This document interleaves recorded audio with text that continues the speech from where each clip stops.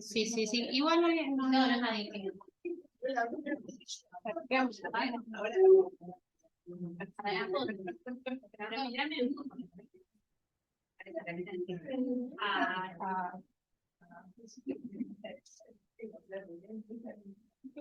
Bueno, vamos a dar comienzo acá. El equipo Mostacia, por favor, me acompaña, ¿eh? Si me ven que me cuelgo. Bueno, perfecto. Bueno, a ver. Pero vienen a ver. Hoy es el día mejor que... Bueno, a ver, buscamos un tema que por ahí nos parezca como no tan popular, pero sí que podemos hallarlo en el laboratorio cualquiera de estos días. Porque, como indica el título, la deficiencia congénita del factor 7 es un fenómeno raro, pero no tanto. Entonces, a estar atentos. Ahí está. Bueno. Vamos a hacer como una pasada rápida acerca de las generalidades, ¿sí? Codificado en el brazo largo del cromosoma 13, un viejo nombre, la proconvertina, es una serinoproteasa que tiene dos dominios EGF, un dominio GLA, y un dominio que es el activo, que es análogo a la tripsina y a la quimotripsina.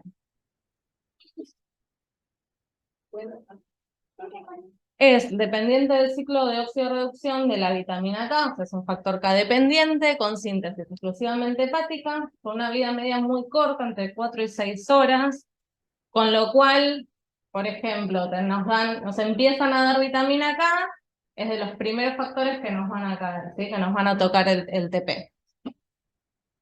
Valor de referencia es 70-120, pero importante dato a tener en cuenta que el nivel hemostático, o sea, el nivel que es necesario para que ejerza su función y que por ahí nosotros no veamos sangrado o no deberíamos ver sangrado activo, es del 10%.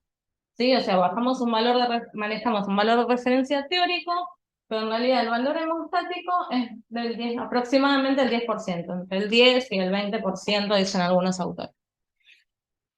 Pero su ausencia es incompatible con la vida. Entonces, circula en sangre principalmente con una proteína inactiva, pero hay una pequeña proporción, entre un 1 y un 3%, que ya está activada, ¿sí? Y cuando se expresa, a ver si recordamos la vieja cascada de la coagulación, ¿sí? Activamos la vía extrínseca a través del factor tisular, es el 7 con el primero que se va a encontrar. Entonces, cuando se expresa este factor tisular y se encuentra con el 7, el factor 7 se activa y se incrementa. La actividad se calcula en 10 a las 7 veces.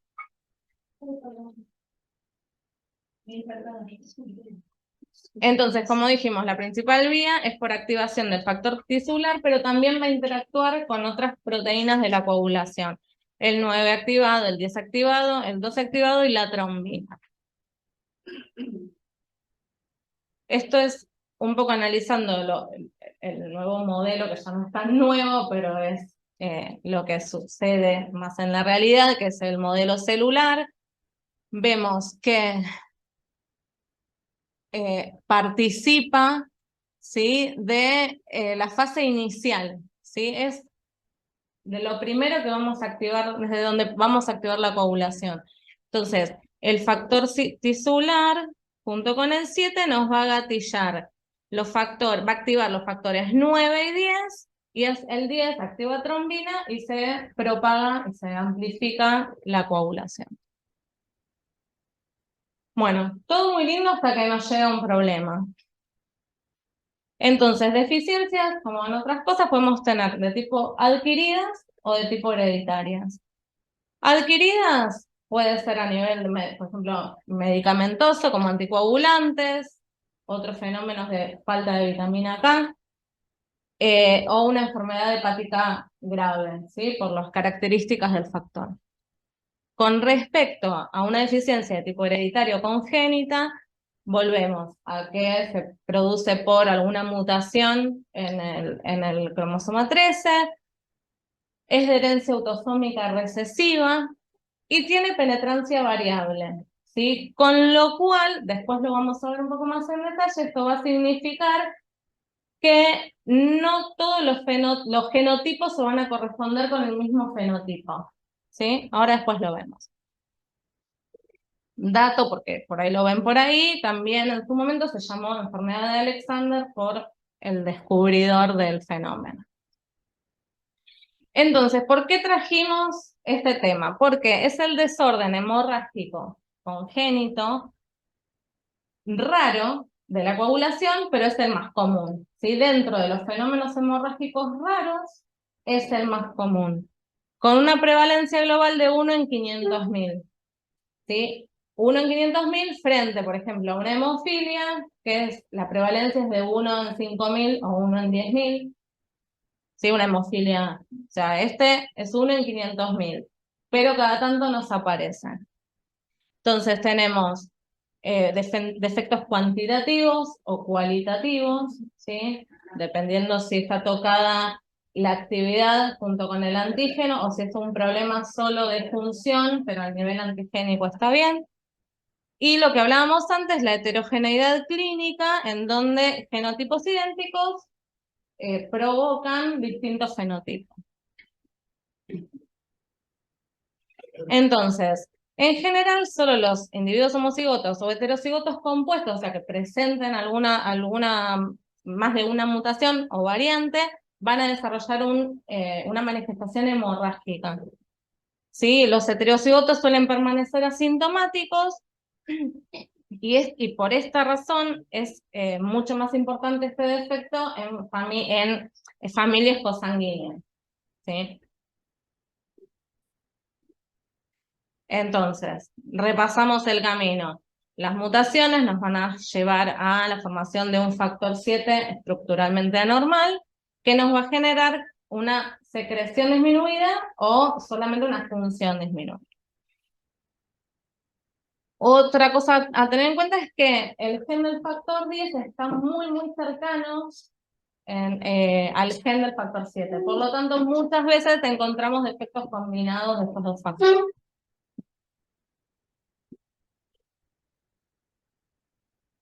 Bueno, esto tiene una clasificación más que nada clínica, ¿sí? Que es lo que nos va a importar. No nos va a interesar tanto el origen del defecto, sino cómo se va a manifestar. Tenemos una gran proporción de portadores de la mutación del 7 que no van a tener manifestaciones clínicas, que son, digamos, que son asintomáticos y por lo tanto están subdiagnosticados. No hay un número, no hay un porcentaje que alguien pueda describir.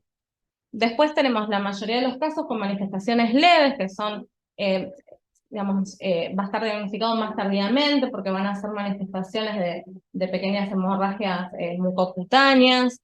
La moderada, que va a ser la presencia de 3 o más síntomas de sangrado, de presentación variable, pero que no estén asociadas a hemorragias graves, ¿sí? Las graves van a estar diagnosticadas generalmente en las primeras semanas de vida, con manifestaciones hemorrágicas muy importantes, como sangrado del sistema nervioso central, hemartrosis, sangrado gastrointestinal. Entonces, entre el sangrado leve y el sangrado grave, todo lo que está en el medio va a ser moderado, ¿sí? Bueno, dado que hay tanta heterogeneidad clínica y que está tan ligado a cómo es la herencia y cómo son los vínculos de esta herencia, si son familias cosanguíneas, si son poblaciones más cerradas o no, hay numerosos trabajos poblacionales y cada reporte de caso aporta siempre algo distinto. Este paciente tenía tal clínica, y en realidad el porcentaje del factor no parecía que pueda estar asociado a algo tan grave. Acá describimos una nueva mutación. Bueno, hay muchos trabajos poblacionales con reportes de casos y cómo responden a los tratamientos. Bueno, laboratorio, nos tomo a todos ahora. Pocos pasos. Bueno, el laboratorio, sí, les dije que cualquiera de nosotros nos podemos topar con un presunto déficit de 7. Entonces, coagulograma. Dentro del coagulograma, que es lo más importante acá, El TP, por supuesto. Muy Se me hizo una laguna. el TP. Ah, ¿les tengo que tomar a dedo? Bueno, el TP. Entonces, ¿tenemos un TP normal? Perfecto. ¿Tenemos un TP alterado? ¿Cómo seguimos? Hay que hacer un ensayo de mezcla. Hay que hacer un ensayo de mezcla. Porque es importante tener esto. El déficit aislado del factor 7 nos va a tocar el TP, siempre. Otros factores están solapados por otras causas o están más lejanos en la activación de la vía y la sensibilidad del reactivo. El déficit de 7 nos va a tocar el TP. Entonces, nos toca el TP y le hacemos un ensayo de mezclas. ¿Qué esperamos para un déficit de 7? ¿Corrige o no corrige? Corrige. Entonces, si no corrige, bueno, para otro teneo. Si corrige, El año que viene. otro teneo que lo dará. Si corrige, entonces vamos a dosar factores. Entonces, si no abundamos en recursos, si tenemos que elegir por qué factor comenzar, y el TP está corrido y no tiene problemas hepáticos ni otra causa que podamos sospechar, empezamos con un 7. ¿Sí? Porque es lo más. Antes que otros. Sí, acá por supuesto que nos piden todos los factores, factor 13, inhibidor, corrección inmunológico, todo, pero el 7. Pero, por supuesto que como no sabemos el contexto del paciente, vamos a hacerle ante un TP alterado toda la vía extrínseca por lo menos, ¿sí? Entonces, dado todos los datos que fuimos acumulando, si tenemos un TP prolongado que corrige, con un déficit aislado, o sea, un 7 disminuido y con el resto de los factores normales, apuntamos a un presunto déficit congénito de 7. ¿Sí?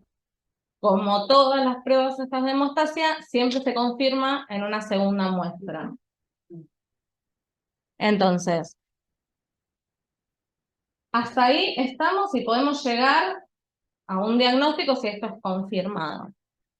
Ahora bien, por supuesto que contamos en estos tiempos con métodos moleculares para poder caracterizar este defecto.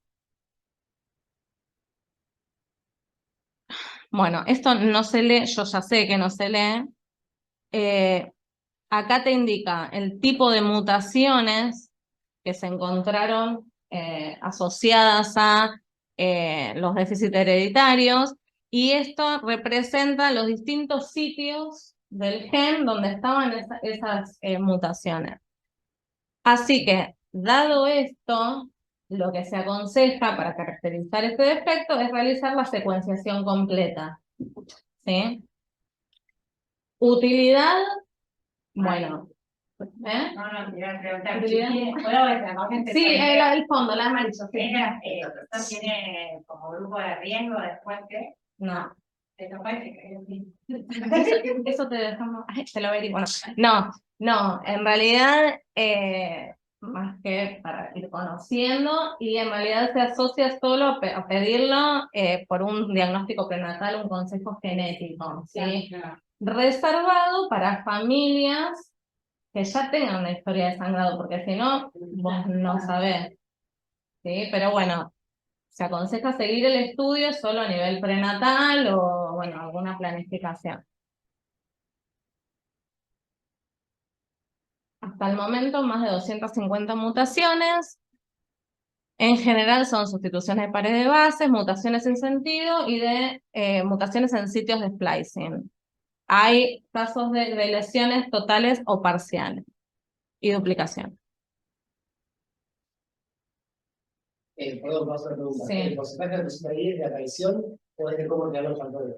No, de aparición. O sea, el 90% en general son sustituciones de pares de bases, mutaciones, y en un 10% en general se deben a duplicaciones o de lesiones. Vos habías dicho ahora que hay como más bibliografía y que ya no hay como que, ya cuando tenés un rango determinado de actividad del factor, vos decías esto es una deficiencia, hereditaria, eso. Sí. Respecto a la actividad del factor. Sí, siempre, Ahora ya digamos, cualquier cosa, ya no sabes, ya no te da mucho indicio del porcentaje de actividad. No, es que el porcentaje sí, la actividad sí, digamos, uno puede clasificarlo según si está por debajo de los valores normales, lo de referencia, vos ya lo metés en categoría de deficiencia.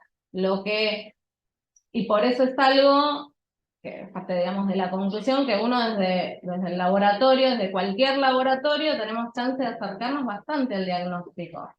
Pero bueno, no te habla de la gravedad que va a tener ese paciente según el porcentaje que le da. Pero, bueno, por supuesto, si tiene un factor del 1%, hay más riesgo de sangre porque está debajo de ese nivel hemostático. Pero en el rango entre, no sé, el 15 y el 69, ponele, no tenés manera de prever, claro.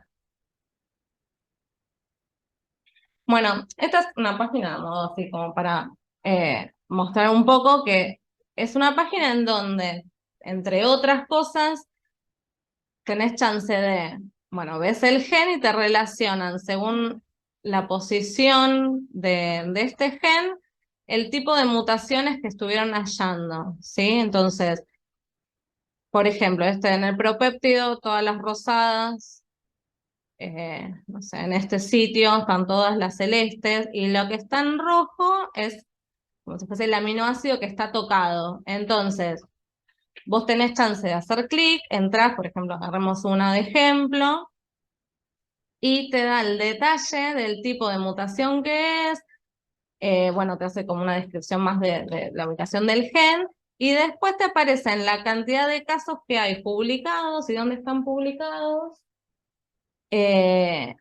Bueno, ¿y qué le hicieron? Te hacen como un resumen de esta publicación. Entonces, bueno, en este caso, todos los factores, esto por ejemplo, agarremos el primero y el tercero. Los dos estaban medidos con el mismo tipo de reactivo, un 2%, pero te dice que uno era de severidad clínica moderada y el otro fue severa, por ejemplo. Pero bueno, es una página que para jugar, qué sé yo. Y te lleva a la cita donde está publicada. Bueno, esto es otro detalle a tener en cuenta, que hay algunas variantes de este factor que demostraron actividad variable frente a los ensayos, de acuerdo al origen del reactivo, de la tromboplastina. Entonces, se hace más sensible o no a, digamos, hay distinta afinidad del factor 7 mutado a ese reactivo. Entonces, uno que tiene nombre propio, que es el factor 7 Padua, lo que causa es que haya un defecto en la interacción de la tomoplastina de conejo, pero no pasa lo mismo en la humana o la vacuna o de buey, que es sí, buey búfalo, que se usa. Entonces, los niveles que uno mide de ese factor van a ser diferentes según el tipo de reactivo que nosotros usemos. O sea que vos estás midiendo por debajo y en realidad Sí, in vivo. claro, que no sea la misma realidad, digamos, que vos lo midas en dos laboratorios distintos y dependiendo de la calidad de o el origen de la tromoplastina, midas cosas distintas. ¿Sí? Y, por ejemplo, en este caso, si se mide con la de conejo, va a tener un valor bajo.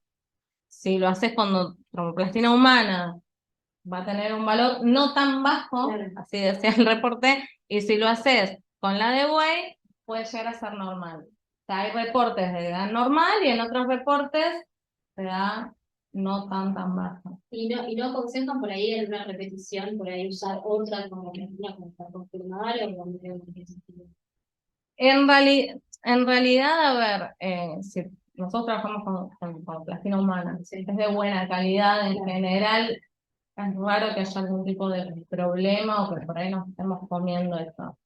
Podría ser una sugerencia, pero me parece que por ahí está más asociada a reactivos de no tan buena calidad o ver un poco lo que uno puede o no puede, ¿no? Claro. Puede ser que dependa también de la posición que tenga el 7. Sí, sí, sí. Sí, este es como, este porque ya está como bien caracterizado y ya en estos reportes que hay aislados se empezaron a notar como este patrón, pero digo, hay tanta variedad que, bueno, no se sabe lo que se va a encontrar. Bueno, tratamiento. Eh, bueno, es un desafío por esta misma heterogeneidad clínica, porque en sí no hay tanta variedad de medicación, digamos, como para poder aplicar. En general, es por esto, porque el nivel del factor no te va a predecir el nivel de sangrado. Entonces, si bien controlamos con niveles de factor 7, el médico como que, bueno, una vez que conoce al paciente, por ahí conoce cómo se comporta o cómo es su clínica habitualmente, pero es difícil de predecir. Eh, bueno, ahora vamos a ver, hay alguna situación en la que se expone en donde tiene que estar como más atento el médico.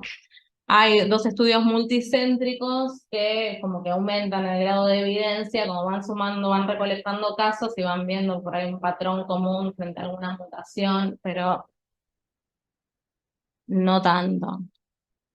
En general el tratamiento va a ser con 7 recombinantes. Y es el tratamiento y es profiláctico, 7 recombinantes. Segunda opción, bueno, el plasma, el 7 derivado de plasma, plasma fresco congelado, el complejo protrombínico, y en situaciones especiales, ante algún sangrado puntual, se le combina con un antifibrinolytítico como el acetaminophen. Te voy a no preguntar. Menos mal, menos mal. Entonces, en casos especiales, por ejemplo, tenemos las mujeres con menstruaciones abundantes, déficit de 7 más sus menstruaciones, si bien entra dentro de la profilaxis, porque es una rutina para esta mujer, en ese momento quizás, cuando ya conocen a la paciente, tengan que hacer algún tipo de refuerzo, con algún otro tipo de conducta. Lo mismo ocurre durante el embarazo, sobre todo pensando en una posible cesárea, van a cambiar la conducta de la cirugía. La cirugía en general le dan cada, no sé, cada 3 horas, le dan un refuerzo de 7. Bueno, cuando es en la cesárea, por lo que veo en la literatura, dan por ahí infusión continua, porque bien, la placenta es muy rica en factor tisular, de hecho es fuente de la tromoplastina que nosotros usamos, entonces, bueno, nada, todo el tiempo hay activación y hay, bueno, hay cambios en la hemostasia. Mismo. Situaciones especiales. Ante tanta medicación puede ocurrir desarrollo de inhibidores de factor específico, ¿sí? Especialmente cuando empiezan desde tan chiquitos, ¿sí? Los de clínica bien grave. Bueno, los cuidados especiales ya te los dije, y sí hay casos paradójicos de pacientes con déficit de 7 y eventos trombóticos, que bueno, se lo achacan, iba a decir, lo relacionan, se lo adjudican a, bueno, el constante estímulo con factor 7, bueno, y que por un lado estás estimulando, aunque haya déficit, generas niveles altos de 7. Bueno, a ver, casos clínicos. Esto nada más a modo de ver un poco lo que tenemos de enero tomando de enero a noviembre.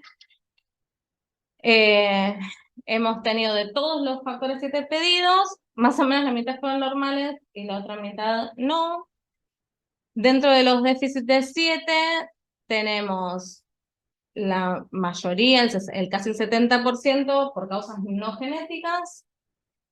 Esto que le pusimos causa dudosa es porque en la historia clínica no está bien claro, pero no es un déficit de 7 puro, digamos. Y nos quedamos con 10 casos, 18%, que le podemos hacer la trazabilidad a un déficit de 7 congénito. Dentro de estos, bueno, como la mayoría no tenemos datos, de la clínica, la mayoría son leves y hay 2 casos de los chiquitos que nosotros seguimos que son graves. Bueno, caso clínico. A ver, tenemos un adolescente que llega a la guardia del hospital, llega a la guardia del hospital porque había tenido un episodio de epilepsia, y en ese control de guardia le hacen imágenes, le hacen laboratorio. Cuando llega el coagulograma tiene una PTT normal y un TP de 53. Chico que no había tenido antecedentes de complicaciones en su hemostasia. Le dan vitamina K y repite por las dudas el laboratorio. Esto febrero. En julio seguimos control, APTT normal, TP 50%. Bueno, vuelve al mes siguiente, ya se le amplía un poco este estudio. Entonces tenemos un TP de 58, se le hizo la corrección, corrige, el resto normal. Todos los factores, 7 de 23. El resto normal. En el medio, rotan de la medicación que estaba con ácido valproico, lo rotan a otra medicación. El ácido valproico está asociado a trombocitopenia. Entonces, había un riesgo de sangrado latente, por lo menos.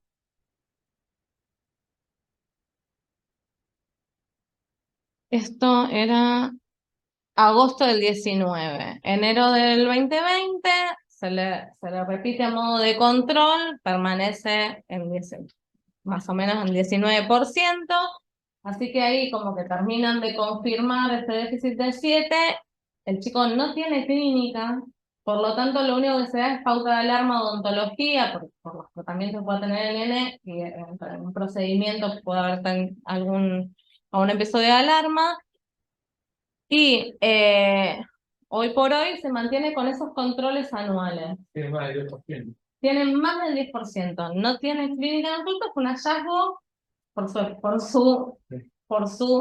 debut, por su convulsión. Entonces, ¿cómo lo clasificamos? Re fácil. Asintomático. Muy bien. Caso 2.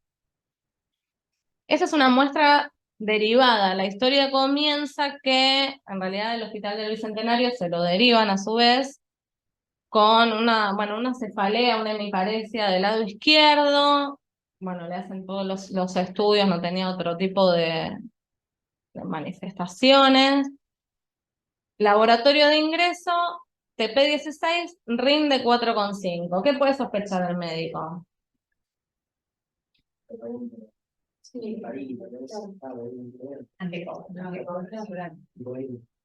Sí, el médico dice, tomaste algo. 31 años. Le dice, no estás tomando, seguro que no estás tomando nada. Le dice. Entonces, se lo interroga por si estaba tomando medicación o si había tomado algo. Entonces, claro, no, podía ser también. Bueno, hoy por hoy no sabemos, viste que ya no podemos suponer nada. Bueno, Rotem normal, lo único que hacen es corregirle, le pasan vitamina K para corregir el TP, ¿sí?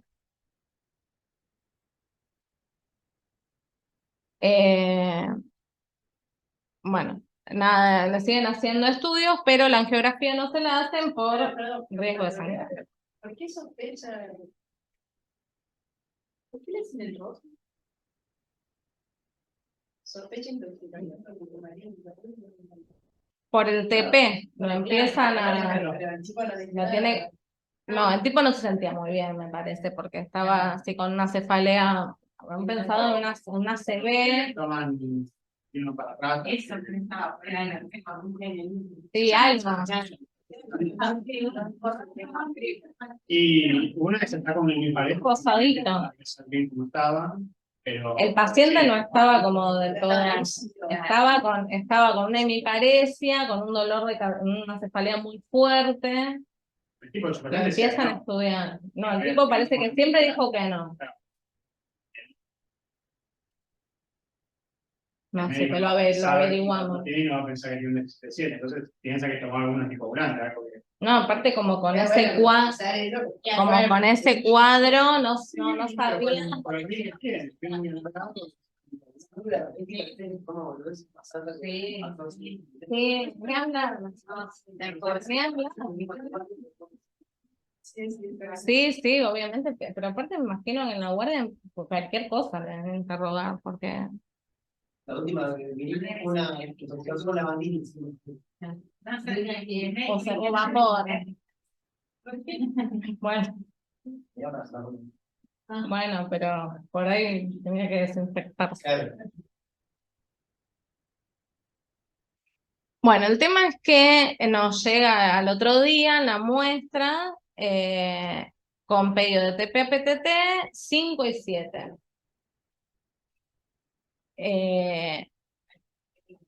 TP de 11, un 7 de 2%. Así que pedimos una nueva muestra y además, hablando con la bioquímica ya, hagámosle todos los factores de proceso. Sigue sospechando el médico de que te tomó un algo y el 5 es normal, vemos que veamos.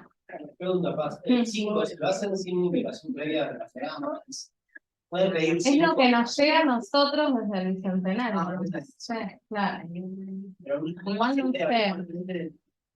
Creídas graves mueren. Sí, pide 5, 6. yo no creo en el empate. Cuando tiene que tener empate, pero también para el 6 y cada 5.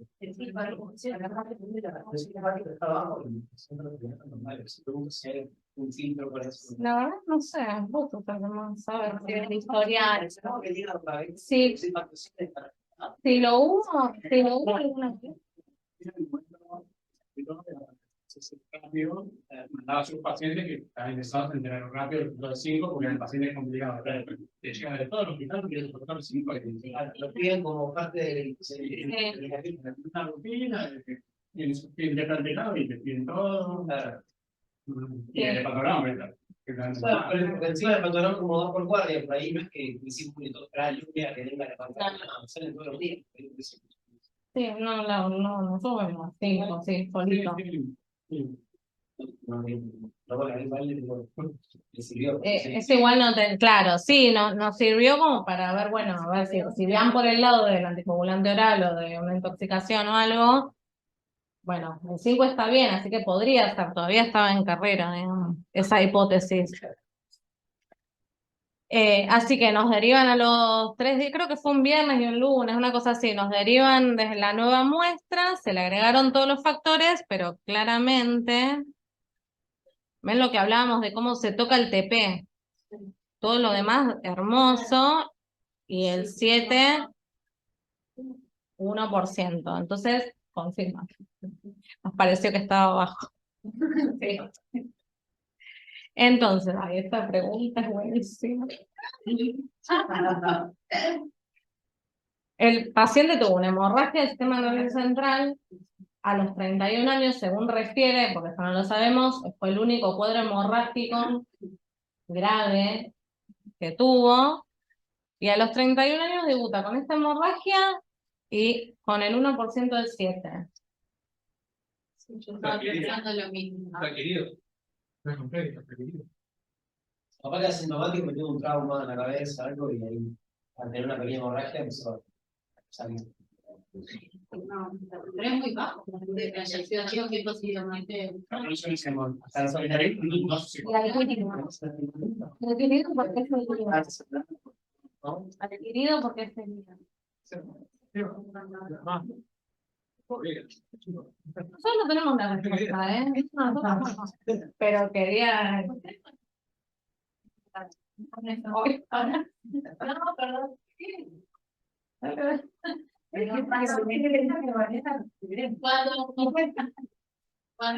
Cuando les entregan la muestra, no les llega ninguna historia clínica de la literal. Y ustedes datos en particular tienen una planilla en particular que llenen con datos de, por ejemplo, datos de patograma o datos de clínica de los Sí, y este oficial aparte nos manda todo, o sea, nos manda todo. Pero hay otros que no nos mandan. Sí, este nos manda todo.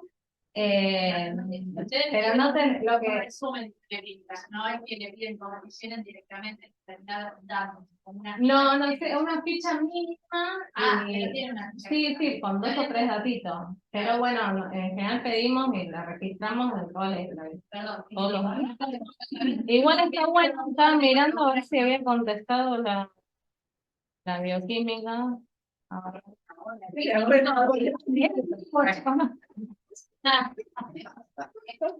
En vivo, esto es revisión verdad. Bueno, no, nada. Mañana seguimos. Bueno, no, la pregunta nosotros no tenemos. Pero bueno, es la duda que nos queda en el aire. La tromboplastina es buena, es humana. Bueno, nada, es una hemorragia muy grave, no sabemos qué pasa, digamos, habrá que seguirlo investigando, si hubo algo que haga que le... A ver, el resto de los factores lo que pasa es que es súper normal. Hay que ver si en un estado basal, por así decirlo, este hombre presenta el mismo nivel de factores, o suelen tener todos más altos, si le descendieron todos por alguna razón, y ese 10 que era de nivel hemostático, le descendió por algún tipo de disparador, bueno, no lo sabemos.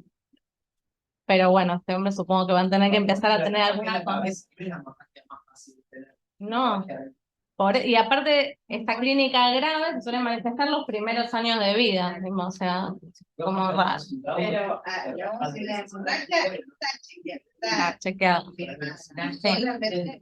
Sí. Eso como lo conoce. Eso te lo digo mañana. Mañana les paso una...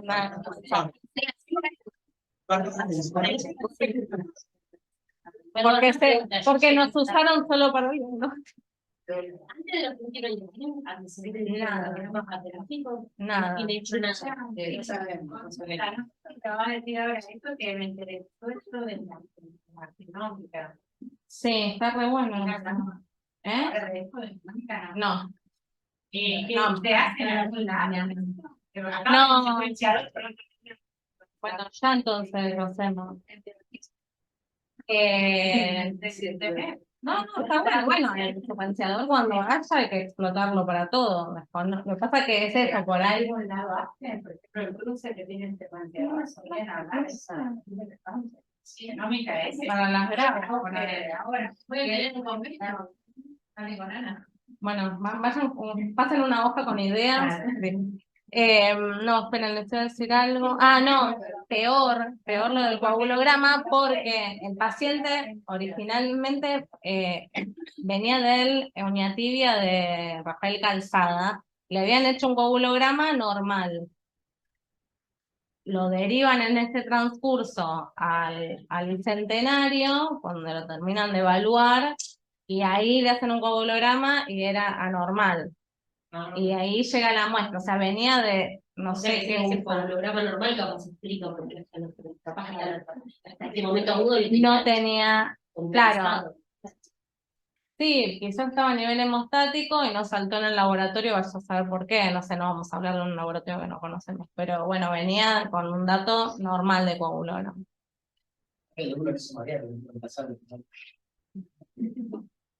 Bueno, conclusiones son muy cortitas. Okay. Para que cerrar. La eficiencia del 7 es un trastorno raro, pero no tan raro. ¿Qué no está raro? Dentro de todos los desórdenes hemorrágicos congénitos es el más frecuente. Ay, Cecilia. Pero no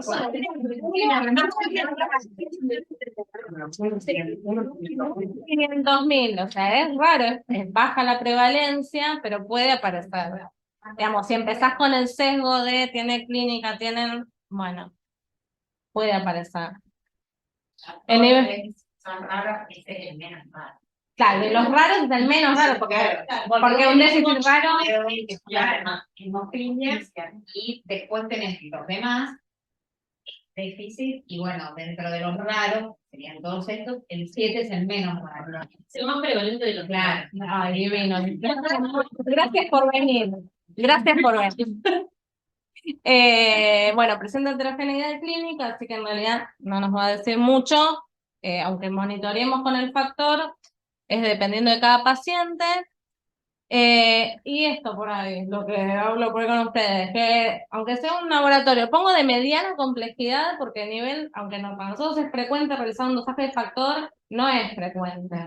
Pero tener esto, mantener en la cabeza esto de un TP, lo corregimos, no cuesta nada, tenemos un plasma normal, lo corregimos y ya podés entrarlo en una categoría que al médico lo va a orientar un montón y más la clínica suma y no lo va a complicar con medicación que no corresponde o pidiéndole cosas que tampoco estén de magia. Y creo que no.